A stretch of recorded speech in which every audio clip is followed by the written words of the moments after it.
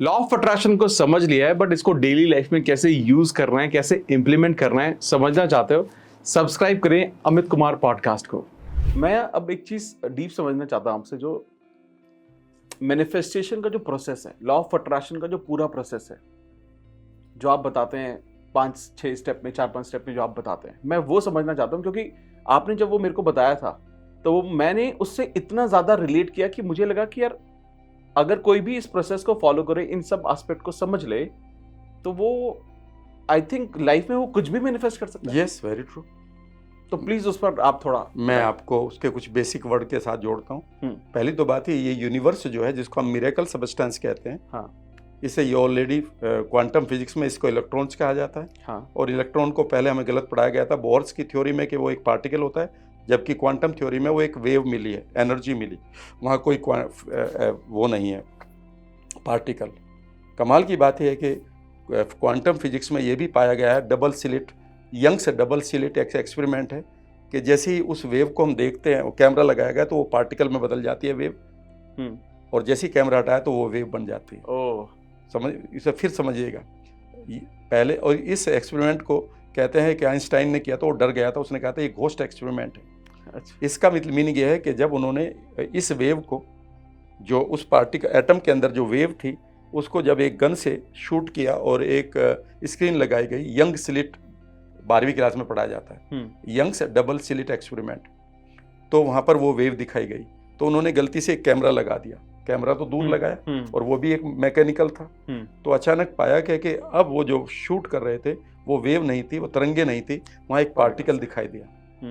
तो वो चौंक गए कि अभी इतनी देर में इस वेव ने अपनी नेचर को कैसे बदल लिया। ध्यान से सुनिएगा, उन्होंने कैमरे को हटाया, फिर वो वेव बन गई, उन्होंने कैमरा लगाया, फिर पार्टिकल बन गया। इसका मतलब ये था कि जब जब इस वेव को ऑब्जर्वर मिला, जब जब इस वेव को ऑब्जर्वर मिला, तो ये पार्टिकल में बदल गई, रियलिटी में बदल गई। इसे कोलैप्सिंग द वेव कहा गया है। हमारे देश के एक बहुत बड़े न्यूरो साइंटिस्ट हैं, उनका नाम है अमित गोस्वामी, वो अमेरिका में है। अगर आप एंथनी रॉबिन्स, इवन जो डिस्पेंजा की किताब पढ़ेंगे तो उनसे वो फॉरवर्ड करवाते हैं आप किताबों को। अमित गोस्वामी ये कहते हैं, क्वांटम फिजिक्स के वो टीचर हैं, आई मीन एक्सपर्ट हैं। उन्होंने कहते हैं every time you observe, every time you create a dream, you create the reality, and it is called the quantum event. यानी कि इस समय, याद रखिएगा, इस समय ये जो पॉडकास्ट चल रहा है, यहां से इसका एक रिपल इफेक्ट आएगा, और जो इस समय आपके दिमाग में है, चल रहा है दिल में, कि यार मैं इस पॉडकास्ट पे इस आदमी को लेकर आऊं, और आपकी इंटेंशन अगर वो यूनिवर्सल है, प्योर है, कि किसी का फायदा हो और मेरा भी फायदा हो, ठीक है ना, हम सैक्रिफाइस तो नहीं होंगे ना। बिल्कुल, याद रखिएगा, वो आदमी बैठेगा यहां पर। मुझे भी मालूम है कि यहां से every event, whatever you are observing, it will be fulfilled. इसीलिए जब मैं अब 5 वर्ड आपको दे रहा हूं, आपके पास उस वेव को कोलैप्स करने की पावर है। यह सांख्य दर्शन में लिखा हुआ है कि आप प्रकृति को, कृति से पहले प्रे मीन्स पहले, यानी कि जो चीज अभी बनी नहीं है, वो सिर्फ रॉ मटेरियल है, उसे एक पुरुष चाहिए। और पुरुष का मतलब यहां जेंडर नहीं है, पुरुष का मतलब है कि क्रिएटर होना चाहिए। तो अगर आप कोई भी चीज क्रिएट करना चाहते हैं, बेहतर बिलीफ है, बेहतर आइडेंटिटी, बेहतर पर्पस, बेहतर एक्शन, बेहतर वैल्यूज, बेहतर पॉडकास्ट, बेहतर वीडियो, बेहतर किताब, बेहतर पोयम, बेहतर, इमीडिएटली ये प्रकृति कृति में बदलने के लिए तैयार है, ये आपकी ट्यून पर डांस करने को तैयार है। इसीलिए आप देखेंगे जितनी भी वर्ल्ड में बदलाव आए हैं, वो क्रिएटर्स ने किए, कंज्यूमर ने नहीं किए। कंज्यूमर तो खाने वाला होता है। पहली चीज है, आपको टेलीपैथी आनी चाहिए। टेलीपैथी का मतलब है जब मैं आपके माइंड से अपने माइंड की बातें बताना शुरू करूं। मैं ये अपने गॉड ऑफ मिरेकल का जो मेरा प्रोग्राम है, सिखाता हूं, और वो फ्री में 2 घंटे की वर्कशॉप है, मेरी वेबसाइट पर पड़ी होती है। वहीं पर मेरी एक किताब भी है जो हिंदी, इंग्लिश और गुजराती में, जिसमें ये टेक्निक बताई गई है। मैं इसका लिंक भी डिस्क्रिप्शन में डाल दूंगा इस पॉडकास्ट के। हाँ, बिल्कुल डाल सकते हैं, वो फ्री में है। और वो हर महीने होती है मेरी वर्कशॉप, फ्री में। आप टेलीपैथी करना सीखिए। मान लेते हैं आपको आज एक ऐसा आदमी चाहिए जो आपको एक नए लेवल पर ले जाए।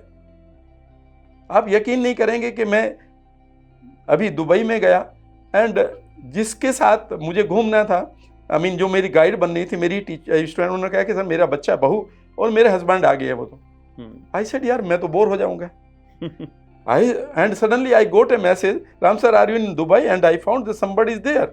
I said, yes, but who are you? So उसने कहा, I'm your Facebook friend. And I'm near you, from where you are uploading your, vlog. And I want to meet you and I want to take you to the places. अब किसी और को मना कर दो कृपया 3 दिन के लिए. And I said, यार ये क्या हो गया? और मैं इतना अच्छा एंजॉय किया. मैं सोच रहा था यार बोर होऊंगा क्योंकि हस्बैंड इनके आ गए अमेरिका से, इनका बेटा बहू पोते होते सब आ गए. But the things happen this way. Telepathy का मतलब है कि जब आप कुछ लोगों को अट्रैक्ट करना शुरू करें, ये बहुत आसान तरीका है. आप कभी भी किसी के प्रति कोई भी अगर भावना रखते हैं तो उसमें कभी भी आप सेल्फिश का भाव ना रखें. यानी कि ये नहीं कि वो मुझे आए मैं उसको लूटूंगा, नहीं. अगर मैं आपके साथ मिलूं तो मैं ये सोचूंगा कि इससे हम दोनों मिलकर कुछ ऐसी चीज क्रिएट करें, मेरा भी फायदा, आपका भी फायदा और यूनिवर्स का भी फायदा. तो अब यूनिवर्स आपको सपोर्ट करेगा. टेलीपैथी के द्वारा आप लोगों तक अपना मैसेज भेज सकते हैं. ये मेरे पास असंख्य लोग हैं. एक आईएएस ऑफिसर ने मुझसे बताया जो मुंबई में मुझसे ट्रेनिंग लेके गई, she is fan of mine now. उन्होंने कहा कि सर मैं 8 साल से अपनी सिस्टर से नहीं बोली थी और जैसे ही मैंने आपकी टेलीपैथी वाली वर्कशॉप करी और मैं सिर्फ बैठ गई और मैंने अपने हृदय से कहा कि my divine telepathy is sending my beautiful intention of health, wealth and prosperity to my sister. And मैं देख रही हूँ कि उसके ओरा में मेरे शब्द जा रहे हैं, वाइब्रेशन जा रहे हैं और वो अब उसे एक्सेप्ट भी करी, उसका ओरा बदल रहा है. फिर मैं उसके कान में आपके अकॉर्डिंग मैंने उसके कान में बोल रही हूँ, I love you unconditionally, please forgive me, forgive my past, forgive my बातें जो भी है, and I too forgive you. उसने कहा कि राम सर 8 सालों से जिस लेडी ने मुझसे बात नहीं की, मेरे बहन ने, विद इन 24 आवर्स मुझे लगा कि यार एक मैसेज बाजार and it's the same name. मैं बहुत देर तक सोचती रही और उसने कहा कि मुझे रात आप याद आए, सपने में दिखाई दी और मैं जो भी बातें हैं मैं भूलना चाहती हूँ. मैं हम दोनों क्या दोबारा में शुरुआत कर सकते हैं? क्यों नहीं कर सकते? दूसरी चीज़ है, अगर आप लॉ ऑफ अट्रैक्शन चाहते हैं तो टेलीपैथी है मैन टू पर्सन, यानी कि उस आदमी को आप अट्रैक्ट करना शुरू करें या उस क्वालिटी के लोगों को. आप कई बार टेलीपैथी पूरे विश्व को भेजें कि मेरे पास एक आइडिया है और इस आइडिया को मैं भेजना चाहता हूँ. और आप मास्टरमाइंड इफेक्ट पढ़िएगा कभी, लॉ ऑफ सक्सेस का पहले ही टॉपिक है. 21 साल की उम्र में मैंने पढ़ ली थी वो किताब, law of success, Napoleon Hill की. बहुत किताब है, ठीक है ना. उसने लिखा है कि आप एक बार अपने मैसेज को ईथर में छोड़िए तो सही, इंटेंशन के साथ, इंटेंसिटी के साथ, वो उन लोगों तक हमेशा पहुंचेगा जो उस काम को पूरा करेंगे. इसी को तो आप ओम शांति ओम का डायलॉग कहते हैं कि पूरी कायनात आपके लिए लग जाती है, या फिर इसको आप ये कह सकते हैं कि ये एल्केमिस्ट का एक डायलॉग है. ठीक है ना. दूसरी चीज है कि आप इसके अलावा दूसरे काम करिए, उसका टेलीपैथी जैसी चीज है वो है टेलीकिनेसिस. टेलीकिनेसिस का मतलब है जब आप अपना संवाद चीजों के प्रति करते हैं. कई बार आप अपने पेट्रोल से कहते हैं यार जाना वहां है, पेट्रोल कम हो रहा है, भगवान बस जब तक खत्म ना हो, जब तक हमें वहां ना पहुंच जाए या कोई हमें पेट्रोल पंप ना मिल जाए. And it happens the same thing you do, even the writers do it with their pen, कि मेरा पेन तब तक राइटर्स ब्लॉक को एक्सपीरियंस नहीं करेगा जब तक कि वो जब तक ये मेरा पेन मेरे हाथ में है. ये बिलीव दे दिया उसको और वो पेन चलता रहता है. that is used. Even chef आपको देखेंगे भंडारे में, लोगों को खाने को हम कहते हैं कि मुझे हमेशा, मैं लोगों को टेलीकिनेसिस कराता हूँ खाने से, कि every time I am eating you, you are giving me lot of energy and you are giving me lot of opportunity also. आप अभी अपनी ड्रेसेस को telekinesis, and when I am wearing you, you are attracting lot of people and money for me. आप अपनी car को attract करते, आप अपनी कार को टेलीकिनेसिस करते हैं कि आप मेरी फैमिली को सेफ रखें. एक किसान अपने हल को इसीलिए पूछता है दशहरे के दिन. Go to my point. इसे हम टेलीकिनेसिस कहते हैं. तीसरी चीज इससे भी इंपॉर्टेंट है और वो चीज क्वांटम फिजिक्स आज पढ़ा रही है, हमारे उपनिषदों में बहुत पहले है. उसका नाम इंग्लिश में मैं बता सकता हूँ, उसका नाम है प्रीकॉग्निशन. प्रीकॉग्निशन का मतलब है जब आप अपने फ्यूचर को देखने लगते हैं, ये होगा, ये होगा, देख लेना, ये ऐसे होगा, ऐसा ऐसा, आपकी ऐसा नच आपकी इमेजेस बदलने लगती हैं. याद रखिएगा, इस समय समझ लीजिएगा कि कुछ न कुछ स्पेशल होने जा रहा है. यूनिवर्स आपसे कुछ कहने जा रहा है. और अगर यूनिवर्स की बात चलेंगे तो चौथी चीज इससे भी इंपॉर्टेंट है और वो है आपकी ESP, एक्स्ट्रा सेंसरी परसेप्शन. कि अचानक आप सुबह उठे और आप बेचैन से हैं. कई बार लोग कहते हैं क्या हो रहा है अमित, आप कहेंगे नहीं कुछ नहीं. आपकी वाइफ ने कहा अमित कुछ, यू आर नॉट कंफर्टेबल, नहीं ठीक नहीं. अचानक और फिर एकदम से एक आवाज आती है, मान लेते हैं आपकी वाइफ की, ऐसी होता, सुनो अरे एक खबर आई है, और आप पहले ही कह देते मुझे मालूम, कुछ लग ही रहा था, मुझे लग रहा था. इसे हम एक्स्ट्रा सेंसरी परसेप्शन कहते हैं. याद रखिएगा, याद रखिएगा, ये लेडीज़ को और बच्चों को खूब होती है, और उन लोगों को भी जो ड्रग्स या सब्सटेंस का नशा नहीं करते, जैसे दारू, गुटखा, ओवर ईटिंग या फिर ड्रग्स नहीं लेते हैं, उनको ये होता है। और इसमें एक क्लेयरवॉयंस होती है। क्लेयरवॉयंस का मतलब है जब आप किसी घटना को, पास्ट की घटना को प्रीकॉग्निशन करते हैं। ये तो फ्यूचर का था, ये पास्ट को, यार उस दिन मेरा एक्सीडेंट हुआ था, उस दिन तो मैं बड़ा दुखी हुआ था, यार मैं अनलक्की हूँ, लेकिन यार उस दिन तो अगर वो एक्सीडेंट ना होता, अभी बताऊँ, आज 18 तारीख है, ठीक है ना, मेरा 19 तारीख को दुबई जाने का टिकट प्लान था। ओके। और मैं एक आदमी पर नाराज हो रहा था कि यार मुझे चलते क्यों नहीं है, 4 महीने में जाता जरूर हूँ वहाँ पर ऐसे ही घूमने के लिए। एंड सडनली आई फाउंड, यार हाउ लक्की आई एम, मैं वहाँ जाके करता क्या, इस वक्त न वहाँ खाना मिलता, न वहाँ पर शिवर चौक्ड हो चुके होंगे सारे होटल्स के, it would have been help for me, ठीक है ना। तो प्रीकॉग्निशन का मतलब है जो इवेंट आपसे बचाई गई है, जब आप पता करते हैं यार ये तो मेरे लिए बहुत फायदे में हुआ, ठीक है ना। और इसमें आप पता भी ये भी कर सकते हैं कि आप यूनिवर्स आपको लॉ ऑफ अट्रैक्शन के लिए कुछ मैसेज भी भेज रहा है, इसके भी तरीके हैं। ओके, मतलब कि मैं अपनी मैनिफेस्टेशन की जर्नी में सही रास्ते पर जा रहा हूँ, नहीं जा रहा हूँ। हाँ। ओके, कैसे चलता है वो? जब भी आप लॉ ऑफ अट्रैक्शन के लिए अपने सबकॉन्शियस को काम देंगे, तो अगर वो आपकी इंटेंसिटी और इंटेंशन सिंक्रोनाइज्ड हो गई है, तो अब आपको याद रखिएगा, एक वर्ड मैं आपको दे रहा हूं, उसे कभी गूगल करिएगा। ओके। उस वर्ड का नाम है synchronicity. Synchronicity. Okay. Synchronicity. Okay. Synchronicity का मतलब है कि आपने कहा कि यार मैं बड़ा परेशान हूं और मुझे कुछ इस समय मुझे कोई रेस्क्यूअर चाहिए, ईश्वर मुझे रेस्क्यूअर दे, और आप उस रेस्क्यूअर को टेलीपैथी भी कर रहे हैं कि please come in my life and save me, and suddenly you get a message, and message could be visual, internal sound, कि आप अचानक सुबह ही आपकी 3 बजे आँख खुल गई, आपको ESP आ रहा है, यानी कि एक्स्ट्रा सेंसरी परसेप्शन आ रहा है, और आपको लग रहा है कि यार फला आदमी से बात करता हूँ, और आप 3 बजे एक मैसेज लिखते हैं, please when free you talk to me. याद रखिएगा, ये आदमी आपके माइंड में बहुत पहले से था, लेकिन इस सिचुएशन को देखते हुए यूनिवर्स ने अब आपको मैसेज भेजा। आप परेशान हैं, सब कुछ आपका खो गया है।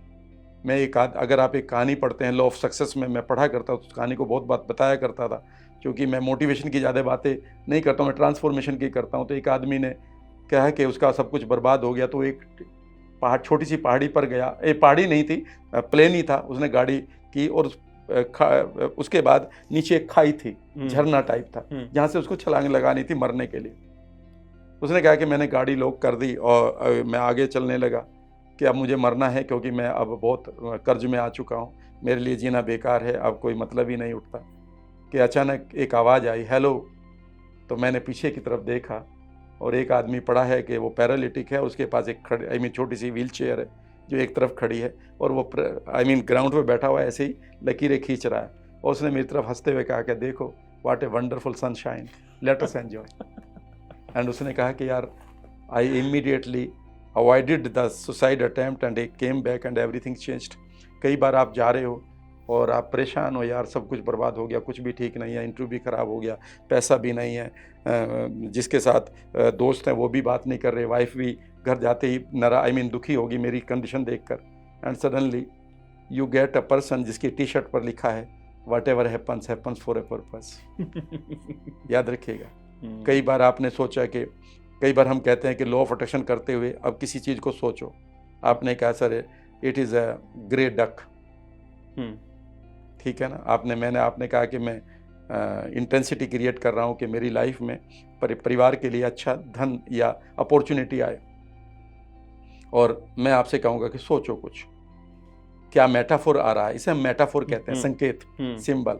आपने कहा सर ग्रे कलर की डक, ठीक है ना, और सडनली आप शाम को घूम रहे हैं, एक स्क्वायर है वहाँ पर, एक सडनली टॉय की दुकान है, वो पहले भी थी, पर आप उसकी तरफ को जा रहे हैं और पता चला विंडो में वही ग्रे डक बैठ रखी हुई। It is synchronicity that something is happening with you, now be cautious.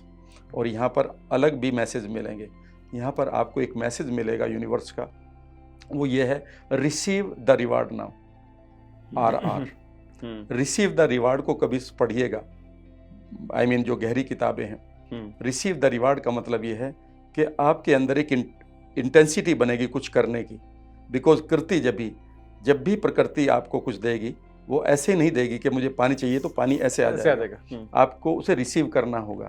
इसे हम एक्ट ऑफ रिसीव कहते हैं। इसका मतलब है कि हमें कोई एक्शन लेना है। एक्शन की इंटेंसिटी आपके अंदर बनेगी। ये वो पल है कि जब आप एक्टिव हो जाएं। अगर आपने इस एक्शन को मार दिया तो फिर वो जीन में गड़बड़ हो जाए। जो जीन के ऊपर आप तक लॉ ऑफ अट्रैक्शन के इम्प्रिंट पड़े थे वो सारे बर्बाद कर दिए।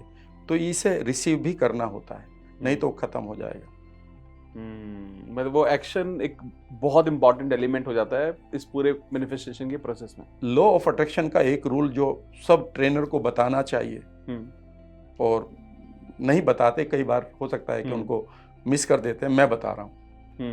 What ever God does to you it does through you. ये प्रकृति जब भी कृति में बदलेगी वो आपके द्वारा बदलेगी। ये सांख्य दर्शन में लिखा है और मोनिस्टिक वालों ने इसकी जू की त्यों ट्रांसलेशन करी कि whatever goes does to you it does through you.